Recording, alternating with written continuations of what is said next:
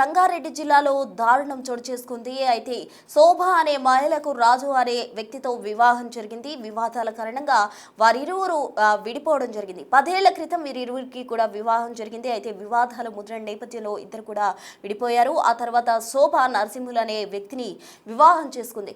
వారిద్దరి మధ్య కూడా తరచూ చిన్నపాటి గొడవలు వస్తూ ఉన్నాయి. అయితే వారిద్దరి మధ్య కూడా వివాదాలు తారాస్థాయికి చేరుకుని ఆమె తన పుట్టింటికి కూడా వెళ్లిపోయిన పరిస్థితి. అయితే ఒకరోజు నరసింహులు సైకిల్ కొనిస్తా అని చెప్పి కొడుకును తీసుకుని మహబూబ్ నగర్ కు వెళ్ళాడు. అక్కడే ప్లాన్ చేసి ఆమెను శోభను హత్య చేయడం జరిగింది. ఆ తర్వాత శోభను బైక్ మీద ముందు పెట్టుకుని ఆ తర్వాత శోభ డెడ్ బాడీ ముందు పెట్టుకుని వెనక కూతురిని పెట్టుకుని నరసింహులు ఒక చెరువు దగ్గరికి వెళ్ళాడు. అక్కడ రంగారెడ్డి శివార్లో ఆమెను పడేసిన అనంతరం కూతురిని కూడా అక్కడే వదిలేసి పరారైపోయిన ఘటన అందరినీ కూడా విస్మయానికి గురి చేస్తుందని చెప్పాలి.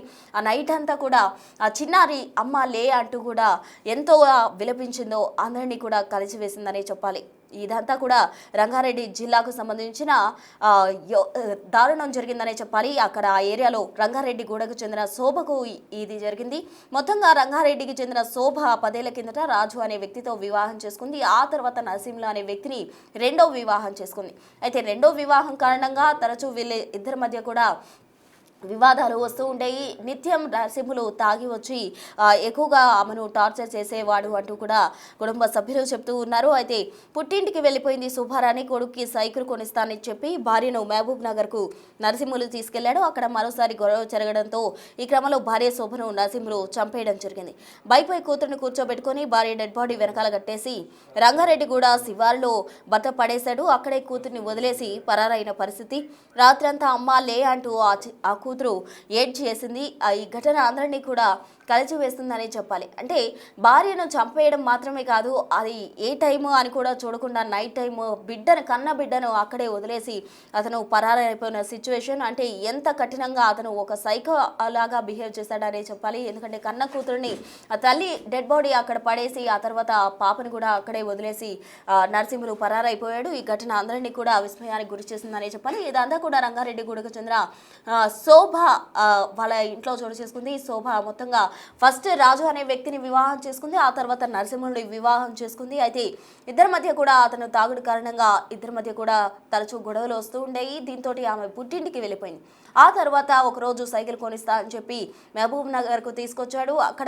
అక్కడ కూడా గొడవ జరగడంతో ఆమెను రంగారెడ్డి గూడకు తీసుకొచ్చి అక్కడ శివారులో చంపేసిన శవాన్ని అక్కడ పడేసి కూతురిని కూడా అక్కడ విడిచిపెట్టి పరారైపోయాడు నరసింహులు. మొత్తంగా ఈ ఘటనకు సంబంధించి పోలీసు కేసు నమోదు చేసి దర్యాప్తు అయితే చేస్తున్నారు. పూర్తి వివరాలు అందించేందుకు మా ప్రతినిధి శంకర్ సిద్ధంగా ఉన్నారు. శంకర్, చెప్పండి, మొత్తంగా నరసింహులు భార్యను చంపేసి అక్కడ పడేయడం మాత్రమే కాకుండా కన్న కూతురని కూడా చూడకుండా నైట్ టైం ఆ విధంగా అక్కడే వదిలేసి పరారయ్యాడు.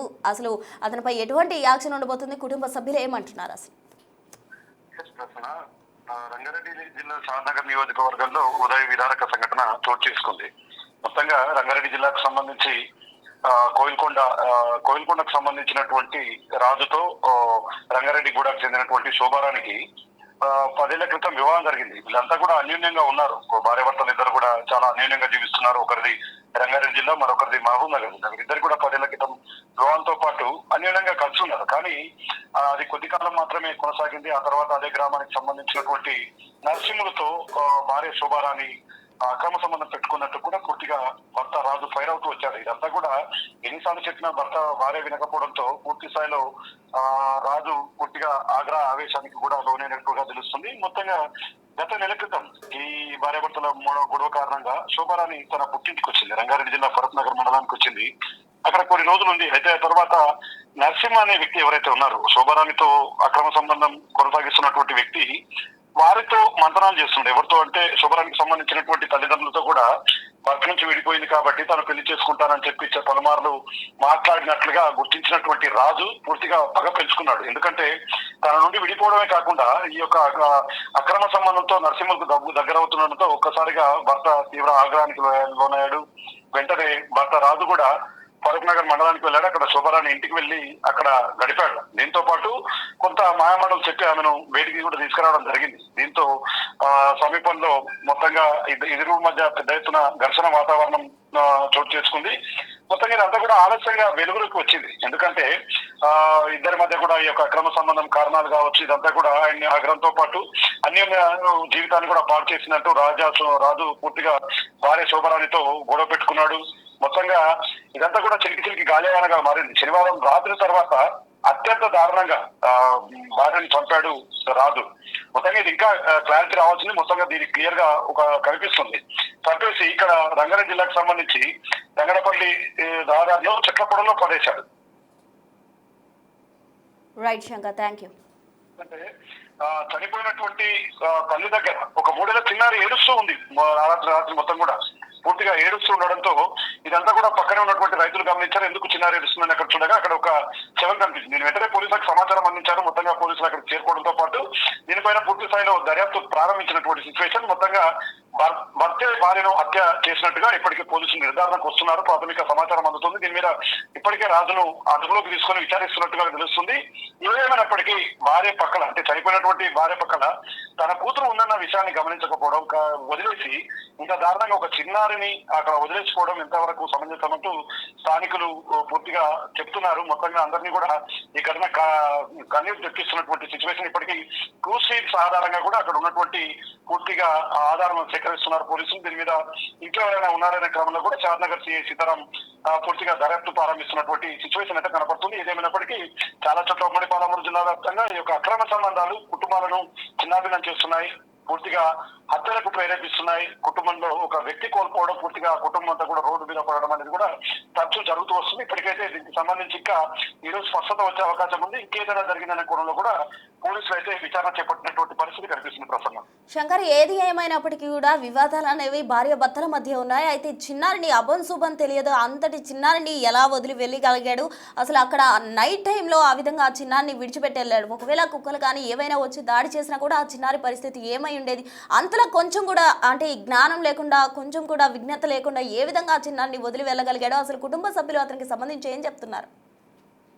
అంటే రాజుకు సంబంధించి, ఘటనకు సంబంధించి మీరన్నట్టుగా వాస్తవంగా ఇది దారుణం. ఎందుకంటే భార్యను చంపాడు. అక్కడ తన కన్న కూతురు ఉంది, 3 ఏళ్ల చిన్నారి ఉంది. అర్ధరాత్రి వేళలో అది ఎగ్జాక్ట్ గా అర్ధరాత్రి జరిగినట్లుగా కొంత ప్రాథమిక సమాచారం అందుతుంది. అంటే అర్ధరాత్రి నుంచి తెల్లవారుజాము వరకు, అంటే దాదాపు 6-7 గంటల పాటు ఆ చిన్నారి నరక యాత్ర అనుభవించింది. తల్లి లేవలేదు, కూర్చొని ఏడుస్తూ ఉంది. పాప మొత్తం అర్ధరాత్రి మొత్తం కూడా ఘోరంగా విలపిస్తుంది. కానీ తనకు తన కూతుర్ని, ఆ చిన్నారిని లారించేందుకు తల్లి లేడు. కానీ కట్టుకున్న ఎవరైతే తండ్రి ఉన్నాడో, సొంత తండ్రి ఉన్నాడో, తండ్రి కూడా తనను అక్కడే వదిలిపెట్టిపోయాడు. ఇక్కడే రాజుపై స్థానికులు ఆగ్రహం వ్యక్తం చేస్తున్నారు.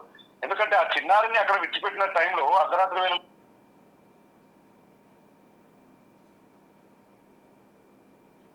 ఎవరైనా అంటే సమీపంలో కుక్కలు కనుక ఉంటే ఒకవేళ ఖచ్చితంగా ఆ చిన్నారిని పూర్తి స్థాయిలో చంపివేసి చెప్పి కూడా పూర్తిగా స్థానికులు చెప్తున్నారు. ఏదేమైనప్పటికీ రాజు చేసినటువంటి ఈ పనిని మాత్రం ఉపేక్షించేది లేదంటున్నారు అధికారులు. ఎందుకంటే స్థానికులు కూడా చాలా సీరియస్ అవుతున్నారు. భార్యాభర్తల మధ్య ఉన్నటువంటి మీ గొడవలను చిన్నపిల్లలపై రుద్దడం ఏంటి? నిజంగా మొదలు చూసినటువంటి రైతు చెప్తున్నటువంటి మాటలు వింటుంటే ఖచ్చితంగా అందరికీ కన్నీటిని తెప్పిస్తాయి. మా పాప రోధిస్తుంటే ఆ రైతు అక్కడ నుంచి ఎక్కడ అని చెప్పి ఆ రోదన వైపు వెళ్ళాడు. అక్కడ ఆ చిన్నారి పసిపాపను చూసి, చనిపోయినటువంటి తల్లి ముందు ఎడుతున్నటువంటి పసిపాపను చూసి ఒక్కసారిగా రైతు గుండెలు కూడా పగిలిపోయినటువంటి సిచ్యువేషన్. అక్కడ రాత్రంతా కూడా ఆ చిన్నారి ఏడుపు అనేది హృదయ విదారకం, అరణ్య రోదన లాగా మారిపోయినటువంటి పరిస్థితి. నిజంగా భార్యాభర్తల మధ్య గొడవ ఉంటే పరిష్కరించుకోవాలి, పెద్దల సమక్షంలో కూర్చోవాలి, లేదంటే ఇద్దరు కలిసి ఉండవాలి, లేకపోతే విడిపోవాలి. అంతేగాని పూర్తిగా ఈ విధమైనటువంటి హత్యతో పాటు ఒక చిన్నారి ఉంది, మరి ఆ చిన్నారి బాగోగులు చూసుకోవాలి. నిజంగా భార్యపై అనుమానం ఉంది, భార్యపై కోపం ఉంది, భార్యను చంపేశాడు. నిజంగా నీకు పిల్లల మీద ఎందుకు ప్రేమ లేదనేది ఇక్కడ ప్రశ్న తలెత్తుతుంది. స్థానికులు ప్రశ్నిస్తున్నారు. కుటుంబ సభ్యులు కూడా చాలా సీరియస్ అవుతున్నారు. ఎందుకంటే ఒకవేళ భార్యకు లేకుంటే మీ పిల్లల్ని తీసుకొని దూరం వెళ్ళాలి, అంతేగాని చంపడం, అక్కడే చిన్నారిని వదిలిపెట్టిపోవడం, ఇదంతా కూడా కొంత అందరినీ కూడా అందరి మనసును కలిసివేస్తుంది. ఎందుకంటే ఎంత ఎక్కడికి పోతుంది సమాజం అనే ఆలోచించే విధంగా కూడా ఈ పరిస్థితి నెలకొంది. నిజంగా దారుణమైనటువంటి విషయం ఏంటంటే చాలా చోట్ల ఉమ్మడి పాలమూరు జిల్లా వ్యాప్తంగా చిన్న చిన్న సమస్యలు వస్తున్నాయి, చిన్న చిన్న బాధలు, కొట్లాట్లు ఇవన్నీ జరుగుతున్నాయి. ఇక్కడ చిన్న పొరపాటు, క్షణికావేశాలకు పోతున్నారు.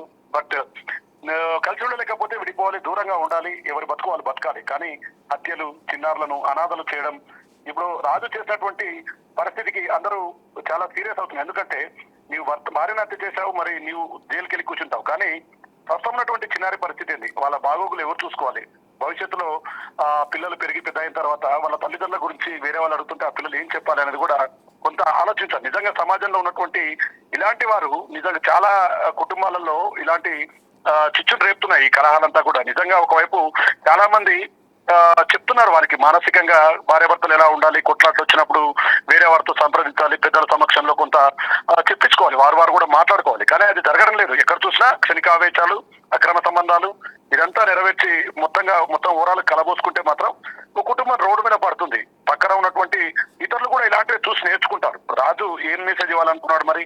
నిజంగా భార్యను చంపిన తర్వాత కనీసం తన కూతురు ఉంది, అక్కడ ఒక చిన్నారి ఉంది, ఆమెను తీసుకుపోవాలన్న మినిమం సెన్స్ కూడా లేదు రాజుకు. నిజంగా ఆ పాప అర్ధరాత్రి రోధించినటువంటి ఆ రోదనలు ఆ రైతు చెప్తుంటే, ఆ చుట్టుపక్కల స్థానికులు చెప్తుంటే చాలా దారుణమైనటువంటి ఘటనగా కూడా చూస్తున్నారు. ఇప్పటికీ దీని మీద సీరియస్ గా యాక్షన్ ఉండబోతుందని చెప్పి కూడా చెప్తున్నారు. మరి ఒకవైపు అక్రమ సంబంధం కొనసాగించినటువంటి నరసింహన్ కూడా పూర్తిస్థాయిలో పోలీసులు ఎంక్వైరీ చేసే అవకాశాలు కనిపిస్తున్నాయి. ఎందుకంటే ఇదంతా కారణం అదే గ్రామానికి సంబంధించినటువంటి నరసింహ ద్వారా వస్తుంది కాబట్టి అతన్ని కూడా పోలీసులు విచారిస్తారు. మొత్తంగా ఈ ఘటన కారకులు ఎవరైనా సరే వదిలిపెట్టేది లేని చెప్పి కూడా పోలీసులు చెప్తున్నారు. ఏదేమైనప్పటికీ ఉమ్మడి పాలమూరు జిల్లా వ్యాప్తంగా గద్వాల జిల్లాలో కూడా చాలా చోట్ల చూసాం. భార్య భర్తను చంపించడం, అదంతా కూడా ఆత్మహత్యగా చిత్రీకరించే ప్రయత్నం చేయడం, ఇవన్నీ గడవక ముందే చాలా వెలుగులోకి వస్తున్నాయి, ఒకటొకటిగా వెలుగులోకి వస్తున్నాయి. మహబూబ్ నగర్ జిల్లా కోల్కొండకు సంబంధించినటువంటి రాజు నిజంగా ఫరూక్ నగర్ మండలానికి సంబంధించిన అమ్మాయిని పెళ్లి చేసుకోవడం, చాలా అన్యోన్యంగా జీవితం గడపడం, ఒక్కసారిగా వారు కన్న కళ్ళన్నటువంటి కూడా ఈ అక్రమ సంబంధం అనే ఒక భూతం మొత్తం కూడా వారి జీవితాలను చిన్నాభిన్నం చేసింది. మొత్తంగా కోపం తెప్పించింది, రాజును పూర్తిగా క్రూరంగా రాక్షసుల్లా మార్చింది.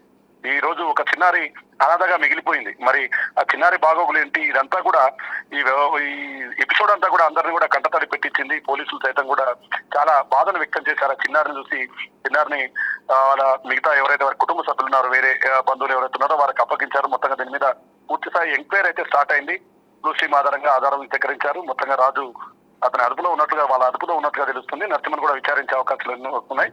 ఏదేమైనప్పటికీ ఒకటే మనం బిగ్ తరఫున కావచ్చు, మిగతా వేరే వాళ్ళకు కూడా ఒకటే చెప్పాల్సింది. ఎందుకంటే పిల్లలు తల్లిదండ్రులు లేకపోతే అనాథలు అవుతారు. పిల్లలకు భవిష్యత్ అంతా కూడా ప్రశ్నార్థకంగా మారుతుంది. ఏ భార్య భర్తలైనా సరే సమస్యలు వస్తే పరిష్కరించుకోవాలి తప్ప అవి మరణం వరకు దారి తీయకూడదు, అవి ఆత్మహత్యలకు దారి తీయకూడదు, అవి హత్యలకు దారి తీయకూడదు అనేది ప్రజెంట్ మానసిక నిపుణులు అయితే చెప్తున్నటువంటి పరిస్థితి కనిపిస్తుంది. ప్రశ్న right Shankar, thank you. So మొత్తంగా చిన్నారి నైట్ అంతా అమ్మాలే అంటూ ఎంతలా విలిపించినా ఆమె బాధ అంతా కూడా అరణ్య రోదనలాగే ఉంటుంది. ఎందుకంటే నైట్ టైం ఆ చిన్నారి వయసు చూస్తే 3 సంవత్సరాలు మాత్రమే.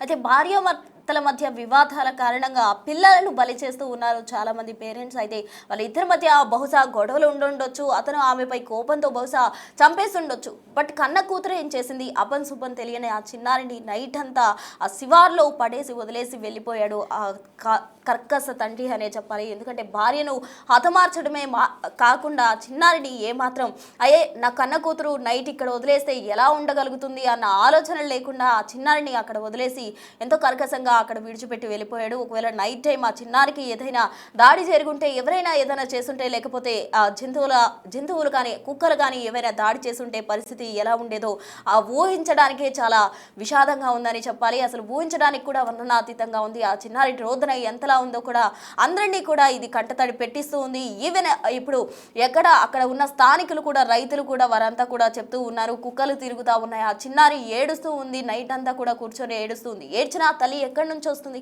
తల్లి ఆల్రెడీ చనిపోయింది, తండ్రి విడిచిపెట్టి వెళ్ళిపోయాడు. ఆ చిన్నారి బాధ ఎవరికి కూడా చెప్పుకోలేదు. ఎందుకంటే తన వయసు కేవలం 3 సంవత్సరాలు మాత్రమే. అటువంటి చిన్నారిని అనాథగా చేశాడు ఆ తండ్రి, ఆ కర్కశ తండ్రి. ఇవన్నీ కూడా కేవలం అక్రమ సంబంధాల కారణంగానే వస్తున్నాయి అనేది ప్రధాన క్వశ్చన్ గా మారింది. ఎందుకంటే అక్రమ సంబంధాల కారణంగానే కుటుంబాలు చిన్నాభిన్నం అయిపోతున్నాయి, కాపురాలు కూలిపోతున్నాయి. అందరూ కూడా ఇటువంటి హత్యలు చేయాలి, లేకపోతే ఏదో ఒకటి విడిచిపెట్టి వెళ్ళిపోవాలి అనే డెసిషన్స్, డ్రాస్టిక్ డెసిషన్స్ తోటి కుటుంబాలు చిన్నాభిన్నం అవుతున్నాయి. మరోవైపు సమాజం కూడా ఎటువైపు వెళ్ళిపోతుంది అన్న విధంగా కూడా అందరూ చూడాల్సిన సిచ్యువేషన్ వచ్చేసింది. సో ఇటువంటి ఘటనలకు ముందు ఎప్పుడైతే పేరెంట్స్ గొడవ పడుతూ ఉంటారో భార్యాభర్తల మధ్య, ఎప్పుడైతే గొడవలు వస్తాయో పిల్లల కోసం మెయిన్ ఆలోచించాల్సి ఉంటుంది. ఎందుకంటే తమ జీవితాల్లో పిల్లలను వారు కన్నారు కాబట్టి వారి బాగోగులు చూసుకోవాలి. వారి పూర్తి రెస్పాన్సిబిలిటీ పేరెంట్స్ పై ఉంటుంది కాబట్టి వారి గొడవల కారణంగా, లేకపోతే వారి మధ్య వివాదాల కారణంగా పిల్లల్ని అనాథలు చేయకూడదు. అట్ ద సేమ్ టైం వారి పిల్లల కోసం ఇప్పుడు మనం చూసాం, ఇద్దరు, ఒక బాబు ఉన్నాడు, ఒక పాప ఉంది. వారిద్దరు బాబు వయసు కూడా చాలా తక్కువగా కనిపిస్తుంది. వారిద్దరి పరిస్థితి ఏంటి? ఇప్పుడు తల్లి చనిపోయింది, తండ్రి వదిలేసి వెళ్ళిపోయాడు. ఒకవేళ వచ్చినా కూడా పోలీసులు అతన్ని అరెస్ట్ చేసి జైల్లో పెడతారు. వారిద్దరు అనాథలుగానే మిగలాల్సి ఉంటుంది. కాబట్టి కేవలం అక్రమ సంబంధాలు పెట్టుకునే ముందు ఎవరైనా ముందు పిల్లల కోసం ఆలోచించాలి. అలాగే వారి కోసం డెసిషన్ తీసుకొని ఇటువంటి హత్యలు కానీ ఏవైనా చెడు ఆలోచనలు రాకుండా జాగ్రత్త తీసుకుంటే మంచిది.